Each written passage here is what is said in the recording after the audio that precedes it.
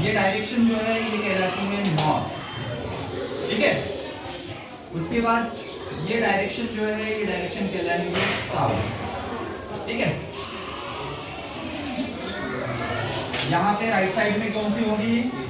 East, जहां से सूरज डूबता है ना, ये निकलता, सूरज निकलता कि डूबता? ईस्ट से निकलता है ना। मगरिब की तरफ जाओगे तो डूब जाओगे, तो ये डूबना मगरिब है, वेस्ट। तो ये चार मेन डायरेक्शंस हैं, ठीक है। अब चार ज़ैली डायरेक्शंस भी है इसमें, ठीक है। सिंपल है, बहुत आसान। ये जो डायरेक्शन होंगी इसको कहलाएंगे नॉर्थ ईस्ट, ये दरमियान से, ठीक है। ये हिस्सा पूरा ईस्ट का है, तो ये हिस्से में आने वाला नॉर्थ ईस्ट, तो ये हिस्से में आने वाला साउथ ईस्ट,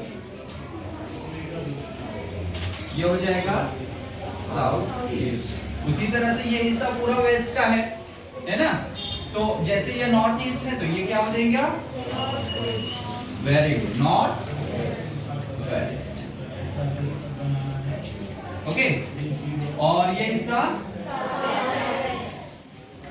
हो जाएगा साउथ वेस्ट। अब आप यहां पे ये भी ध्यान रख सकते हैं कि किसके अगेंस्ट में कौन सी डायरेक्शन आ रही है।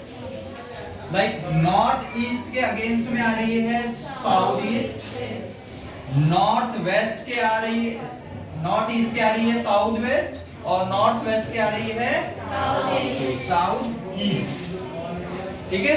ऑपोजिट डायरेक्शन जो है उसमें आएगी, ठीक है। नॉर्थ साउथ ये ऑपोजिट डायरेक्शन हो गई, तो ईस्ट और वेस्ट ऑपोजिट डायरेक्शन हो जाएगा, ठीक है।